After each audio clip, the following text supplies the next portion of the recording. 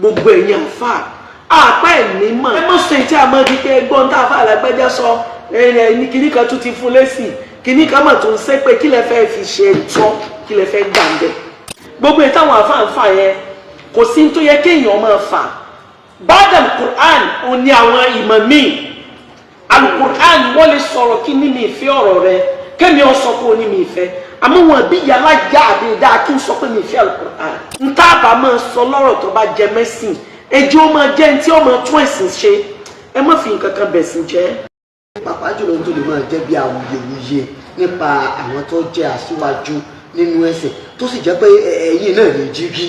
ẹ̀yin náà lè jígí ẹni tí ò tí tò tẹ́lẹ̀ sáà tó fẹ́ máa yọ́ lẹ́ǹbẹ̀ kí lè rí sí i.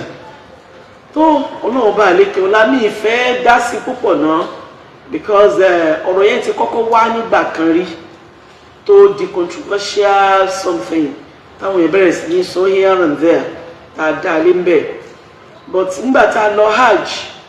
tí àwọn ọlọ́làjì ń sọ pé wọ́n ní ibẹ̀ yẹn wọ́n ní scam ni tí mo láti correct wọn pé no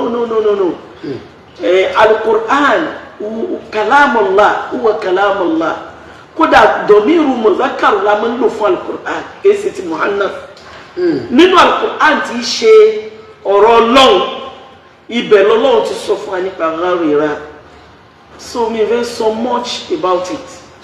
the only thing tẹ́mi kàn fẹ́ kún gbogbo àwọn afá kan fún consideration ní ọ̀la ṣe mọ̀ pé civilization ti jẹ́ gbogbo nǹkan was exposed and láti were very careful tẹ́lẹ̀tẹ́lẹ̀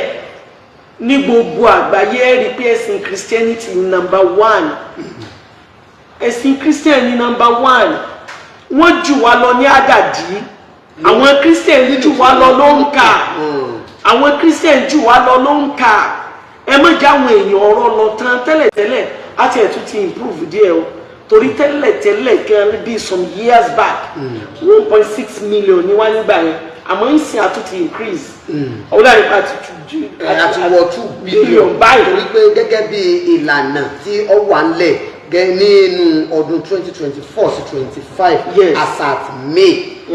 kìíní ọ̀hún ó sì ń fi rinlẹ̀ wípé òǹkà èèyàn ti ń bẹ láyé 8.1 billion ṣùgbọ́n nínú ẹ̀ bẹ́ẹ̀ ni Christianity is 2.4 billion Islam 2.0 billion. ó mì pé 2 billion ni wá léyìí tó jẹ́ pé àwọn Christian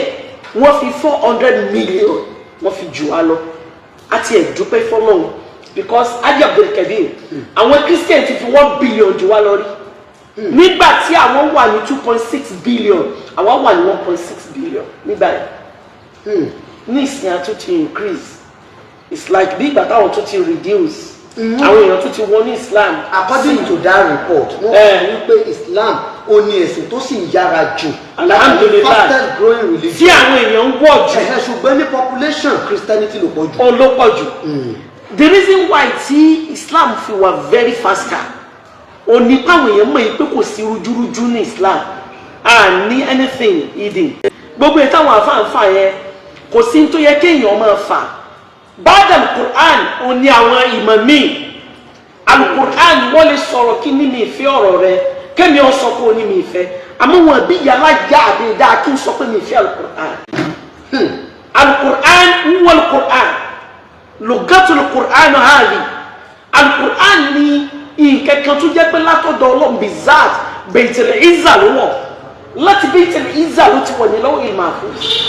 kó tó di pé màláíkà Jibril kó tó lọ máa fa nàbí lẹ́yọ̀ kọ̀ọ̀kan jẹ́jì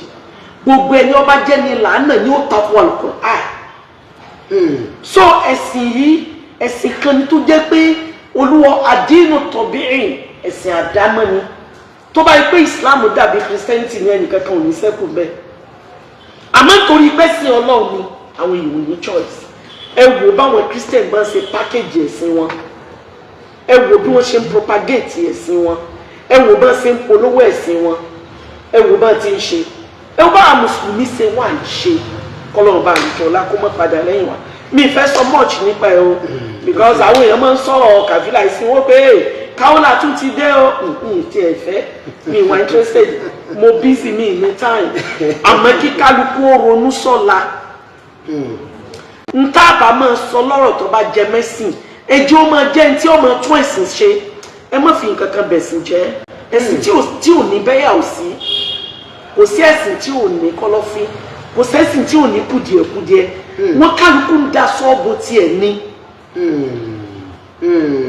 Torí pé kò sẹ́sìn kan tán mùnáfíkí ò sí bẹ́ẹ̀. Àwọn olójú méjì. Wallahi kò sẹ́sìn tí wọ́n sí o, kálukú ń da sọ́ọ̀bù tiẹ̀ ní. Ẹ já take it lightly, gbogbo ẹ̀yin àfà, àpá ẹ̀mí mọ̀, ìmọ̀ tí ọba máa improve wa nínú mọ̀ àbí nínú ẹ̀sìn ni ẹ máa sọ. Ẹ mọ̀ sọ èyí tí a máa di pé ẹgbọ́n tá a fà lágbájá sọ, ní kíní kan tún ti fún lésì, kíní kan mà tó ń sẹ́ pé kí lẹ fẹ́ fi ṣe ẹ̀tọ́, kí lẹ fẹ́ gbà ń bẹ̀. Kọ̀ wá sọ lórí má kò sẹ́lẹ̀mù. Àwọn Christian wọn ní Níkó, Christian Association of Nigeria, wọ́n ní àwọn tí wọ́n gbọ́rọ̀ sí lẹ́nu, wọ́n ní ọ̀nà tí wọ́n gbà discipline àwọn tí wọ́n gbọ́rọ̀ láàrin wọn. Ẹ sọ ǹjẹ́ man fún exist? Gbogbo àwọn àfá àgbà èwo nu yín gan ló dúró kí wọ́n gbọ́rọ̀ sí lẹ́nu. Bó jẹ́ kó dọ̀ yín náà ní controversy ti wá, wàhálà náà dọ̀ yín náà ní ti wá. Ẹ ṣeun Ọlọ́run ṣàánú wa, ẹ ṣe sùúrù. ẹ ṣeun lọ́pọ̀lọpọ̀. Ẹ wò ó ga jàre. Alhaja.